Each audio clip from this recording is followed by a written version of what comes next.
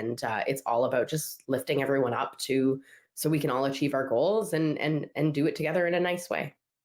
Thank you so much. We appreciate you. And what I'll say is that you have not scratched the ground. Keep in touch with me. You'll be able to have more clients and you'll be able to speak in more events, including our annual gala that is coming next year. So please keep in touch with me. I know you're busy and I'm busy, but let's keep in touch, Kerry.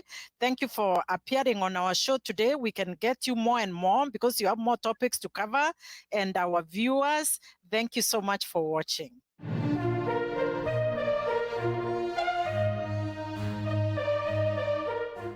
The following program was provided by a valued member of our local community. Rogers TV is proud to support local producers and share local voices, ideas, and opinions. For more information, please visit our website.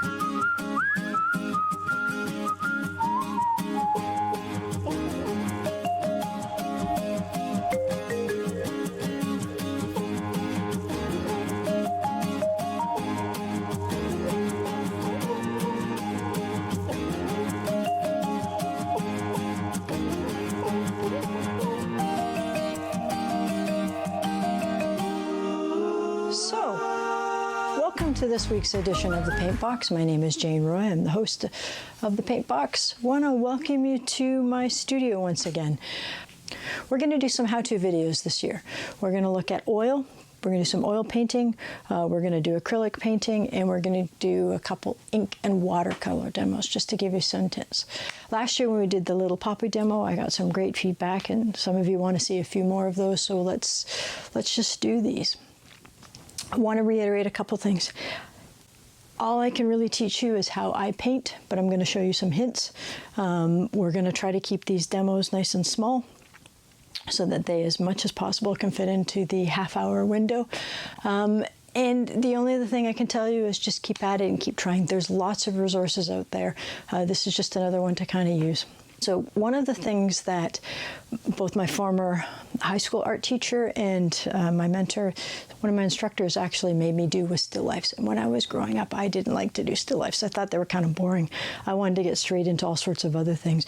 But I realized still lifes are the thing which actually are really easy. There's lots of things around that are classified as still life, but if you pick simple things like lemons, apples, oranges, eggs, avocado, cut them open, there's lots of different things that you can do which can teach you some valuable lessons. And if you can paint the basic geometric shapes, and you can paint them with light and highlights and with shadow and cast shadow and reflected shadow and all sorts of different things. If you learn to paint those, you can actually learn to see those shapes in nature, in whether it's landscapes, whether it's structures in terms of buildings, all sorts of different things. Once you learn to simplify and you learn the basic rules, it's amazing how much you can learn. So I want to show you something in terms of some intentional practice here. This is an exercise I did with Jamie Jardine, of course, and basically just 2 lessons. The first lesson you can actually see, this is the same apple. Now, it was a green apple, but basically we were trying to forget the colors and we were just going with basic red. And you can actually see it get better. This was the first apple I did without instruction. Jamie then gave me a couple hints and I started looking at the cast shadow, a little bit more of where the actual highlights were, the idea of painting with the contours, which is kind of the shape of the apple. And then all of a sudden you can see things start to get a little more defined. So obviously there's a darker shadow here. Here you can see the shadow, the cast shadow. I have it the same. Yeah, this is the one I remember he started talking with me about negative spacing and the whole idea of carving out the apple with the background and the using negative space to actually shape the apple. This, of course, is a little bit different, a little bit blended. It's the same apple. You can see now it's blended in terms of the color. We were trying to, even though we were using a color, these were more about value. This, we started to get the color into it. Came back the next week and what did we have to do? I had to do more apples. So this one I did without any instruction, and you can see the difference already between my first one without instruction and then my second week without instruction. A lot of those lessons, just by doing it again, meant that all of a sudden, within the space of 2 weeks, essentially, I got better and better and better. Now, of course, I was there for a little bit longer, but you can actually see the progression in terms of the apples and where it got to. That, of course, is my favorite. It's the one we ended up. I'm not a blender. I don't like blending, but you can actually see not only the shadow, but you can see the shadow of the stem. So all of a sudden, this is an exercise in learning how to see. So the real benefit of doing still life is that they're simple shapes and they actually teach you to see value. They teach you to see the shadows, the highlights and the darks. And once you start actually looking at the shape, not as an object, but as shapes and colors, shapes and values, things around it, it's helpful. Those kinds of exercises for still life is what helps you to work on bigger pieces, or at least it helps me work on bigger pieces in terms of where I can actually see. I tend to try to do small paintings, and I tend to try to do small paintings in terms of not just the daily practice, because I don't always get to it every day, but the small paintings mean that I can take photos or can take ideas and basically paint them pretty quickly. Most of these are done within half an hour to an hour. Now these are acrylic, and sometimes they work. I mean, obviously I like the trees. Sometimes they don't work all that much. In terms of just some photos and things that I took. And sometimes they really don't work. But what it does, it's not about working and not working. It's about getting in the habit of looking and seeing. Want to show you, this was a painting I did 4 years ago. And so we're going to do another one of these, and I'm going to show you the difference just in terms of the fact that I've been painting for 4 years, and we'll see, hopefully it'll be better, but we'll see the difference. And you can see what happens when you actually just keep at it and you keep trying. So I'm going to get into my paint clothes. I'm going to get myself a tea, and we'll be back shortly. Okay, now we're back. As you can see, I've got my painting clothes on. I actually have my coffee here, which is great. But I also I've got peppers. The whole purpose of doing these kinds of exercises, in particular as you're learning and you're beginning, is to simplify the kind of decisions that you have to go through, so that you only focus on basically one or two things. So we're gonna do an orange pepper. I've got a photo that we're gonna do, but I just want to show you a couple things. The reason we pick oftentimes still life, in particular, we're dealing with one color. Now there's a bit of green on the top, but essentially it's one color orange. When you look at most paintings, value does all the work, color gets all of the glory, but really the reason we want to do still life with one color is because we're going to look at the values and we're gonna shape this. So though it's orange, there's going to be light orange, dark orange, blue orange, you know, a little highlighted orange with a little bit more yellow in it. You can tell that these two orange peppers are not exactly the same orange. So basically, it's best to do things from real life, but I've got a photo of an orange pepper that we're actually going to draw from because I want to show you a couple kind of drawing tricks. And particularly when you're learning, the whole idea again is to simplify. So we've simplified to basically 1 or 2 colors. We are not going to have a huge amount of paint on our palette in terms of colors. We're just going to have the 3 basic primaries, red, a yellow, and a blue, and a white. And we're going to go from there. We're going to be able to mix and do some other things. We're not going to have a huge amount of brushes. Sometimes having too many brushes makes too much choice. We're going to have a little kind of a drawing brush, and then we're basically going to paint the whole painting with a square brush. So we're going to simplify the size. We're going to make it small, and we're going to make it smaller because obviously the smaller we get, the more paintings we can do, the more we can paint, the more reps we get in, all of those things that happen. So it's important. We're going to simplify.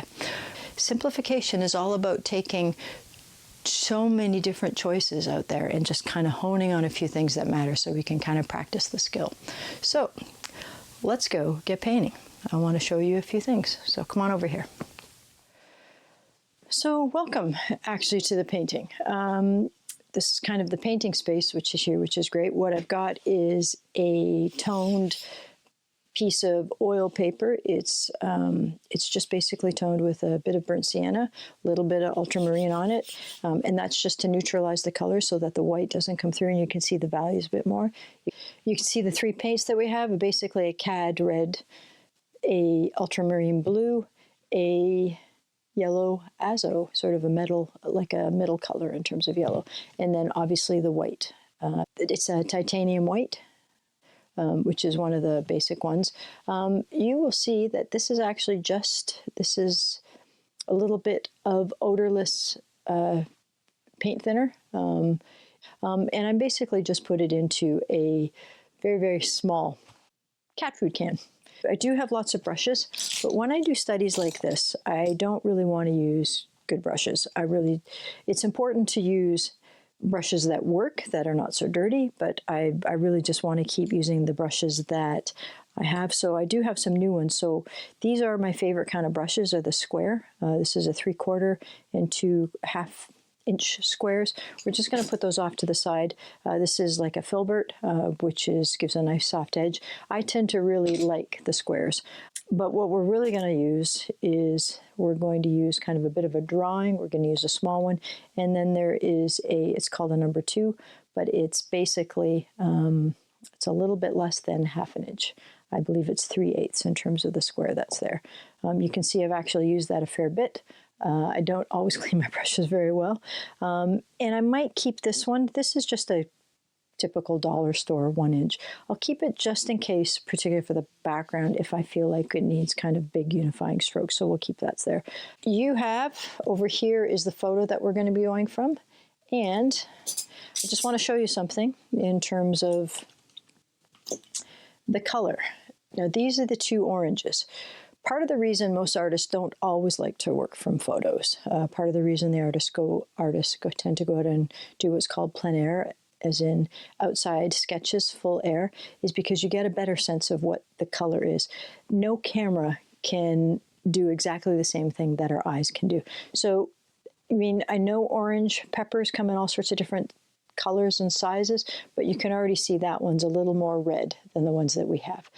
For our purpose, it doesn't matter that that's a little more red. In fact, you know, the color that we might end up might not be exact, because the purpose of this exercise is value. Some of the drawing, it's not necessarily making sure we get the color right, but that we get the color relationships right. Before we actually put our paints down, I want to show you a bit of a trick. And then we just have a very small amount of medium. I'm going to use a bit of what's called Liquin Original. As a medium, it basically dries a whole lot faster than a linseed oil or a poppy oil. So I'm just going to put a little bit that down on my canvas as well. So one of the things I noticed from this actually is the fact that the shape and the size of my image is not the same shape and size of what I have. It's not a problem overall, but what I'm going to do is I'm actually going to make it look like the shape a little bit more just so I can get some of the proportions right. So this is obviously a little more square. This is a little more rectangle.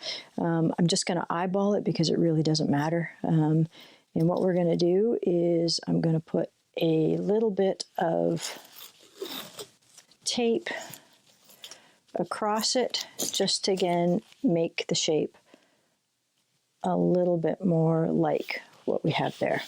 Now, so I don't confuse myself. It's not exactly square, but it, you know what, it doesn't fully matter. Again, these are exercises. They're not perfect paintings per se, but they are exercises, and they're meant to help us get better. Now, I do think we'll end up with a nice little painting at the end, but there we go.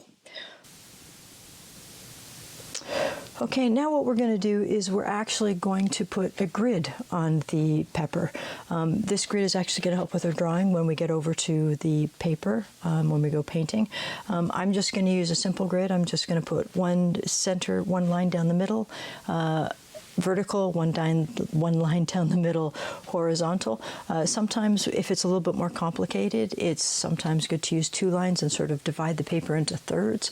And that actually just helps with the drawing. The whole grid method of drawing was something, of course, people have been doing for centuries. Some of the other ways when you are working on your drawing is actually holding up your pencil to get the angles right. You'll probably see me do that a little bit at this point. Sometimes blurring your eyes. Blurring your eyes helps to get things out of focus and lets you focus on the big things and not so much on the details. And you can see shapes a lot better when you actually focus. You can also unfocus your eyes and kind of blur your eyes. So what I'm going to do is, let me just pull this down a little bit so you can see it. Actually, the other thing I forgot to talk about was the palette. I'm using a paper palette right now just because it's great for cleanup. You can buy them in pads, and you basically, once you've used them, you rip them off and put them in the garbage. Generally, I use a glass palette because I can scrape off the paint after it's dried as well. It really doesn't matter. Basically use what you have around. Some people use wax paper.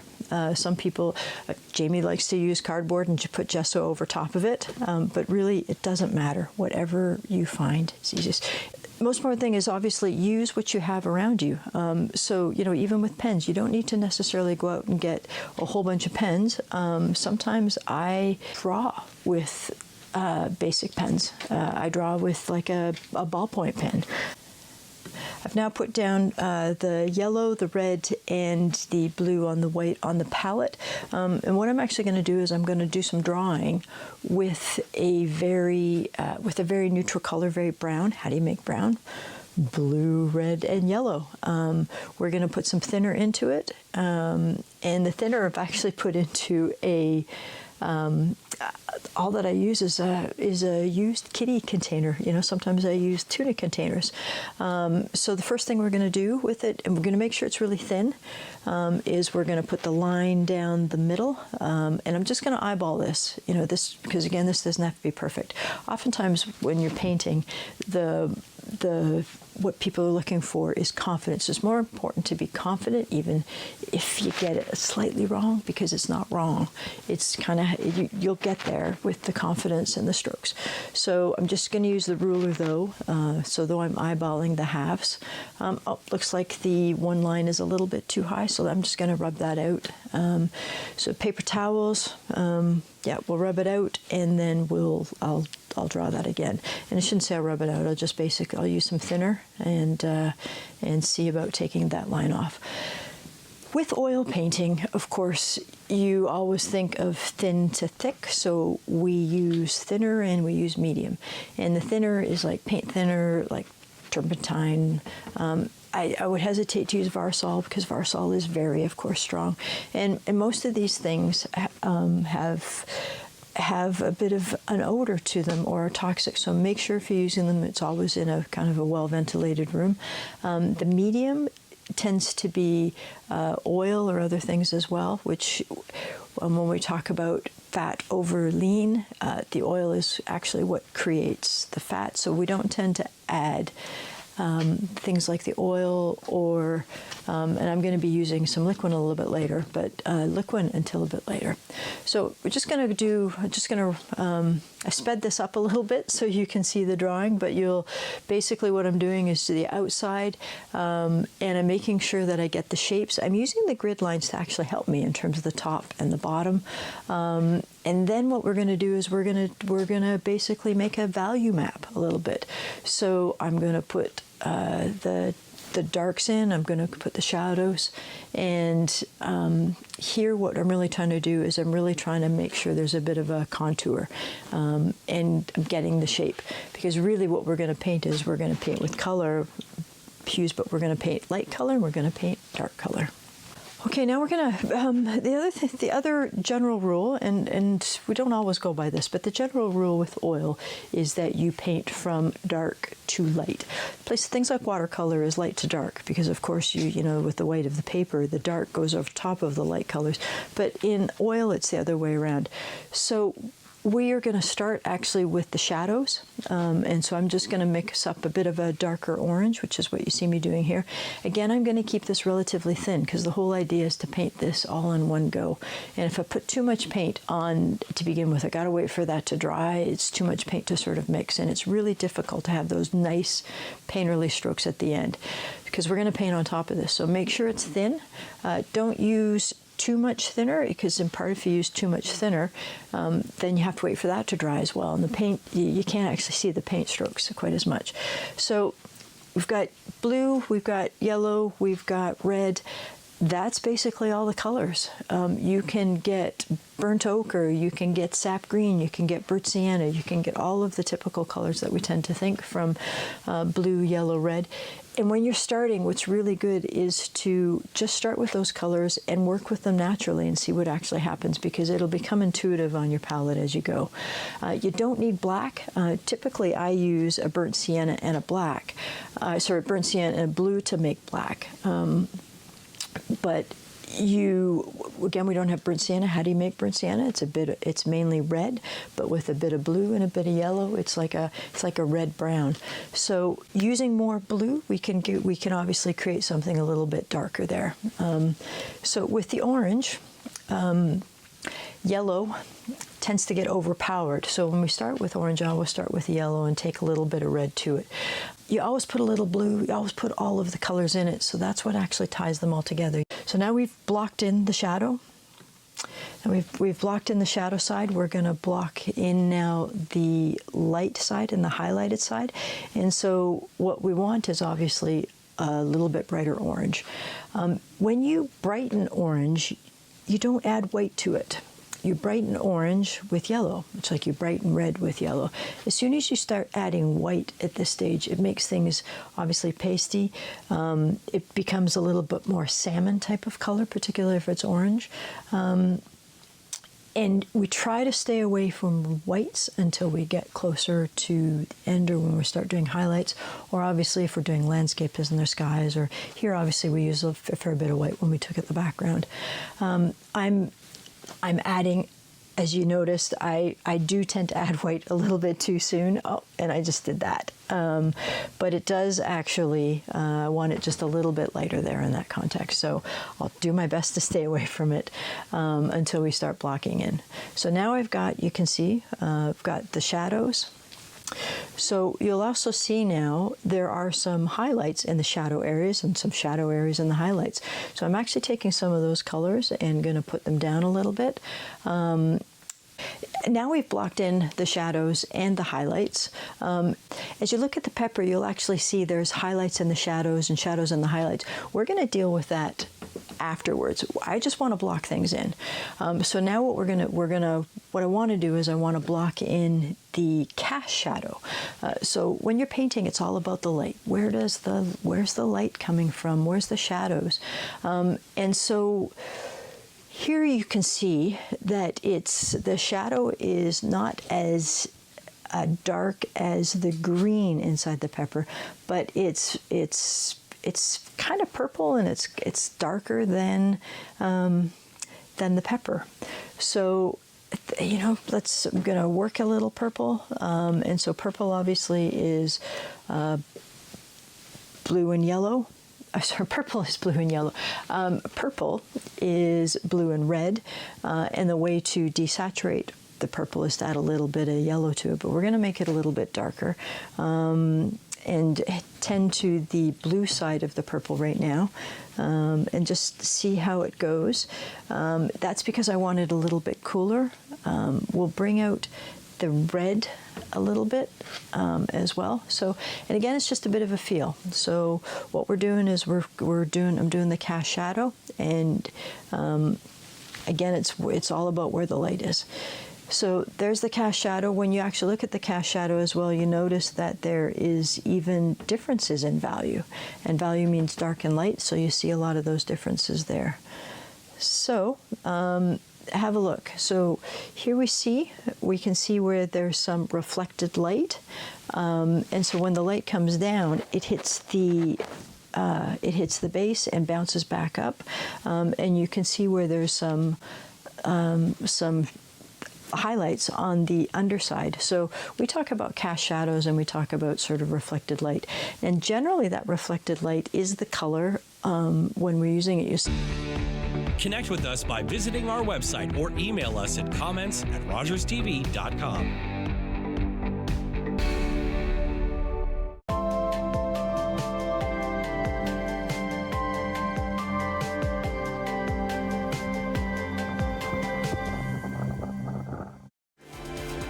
Hi, I'm Dr. Mario Elia, host of Keeping London Healthy here on Rogers TV. Join us Wednesdays at 6:30, where we discuss health topics relevant to you and bringing on experts in the field to give you the best, most up-to-date information. See you then. This is Rogers TV. When I was diagnosed with Guillain-Barré syndrome, I was deteriorating in front of everybody. All my life I lived with sickle cell. I went through a tragic crisis that put me in a coma for 3 weeks. While I was in there, I received a lot of blood to put me in a healthier state. I was given the plasma then through IVIG. Even though that happened so long ago, it still has a massive impact on me today. Thanks to donors, I can live another life. Because of you, I will be seeing my grandchild.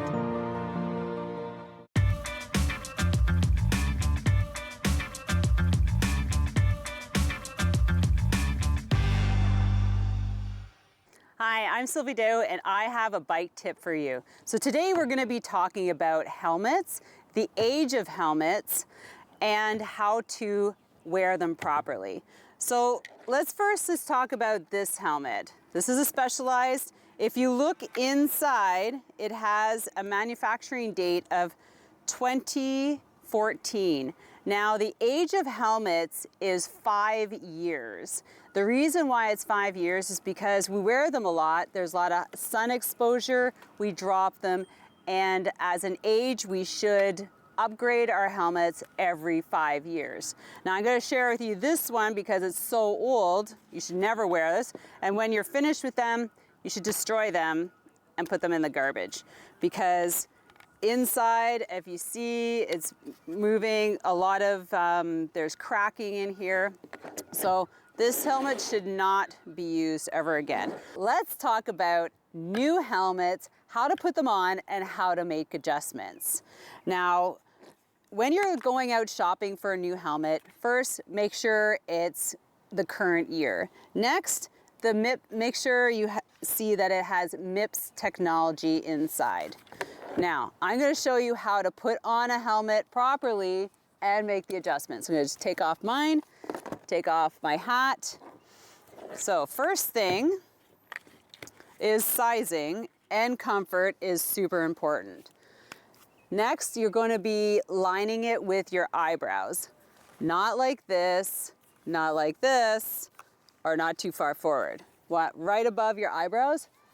And then after, you make adjustments right here so that it's tight on your head so you can't move it. Now we're going to talk about the strap.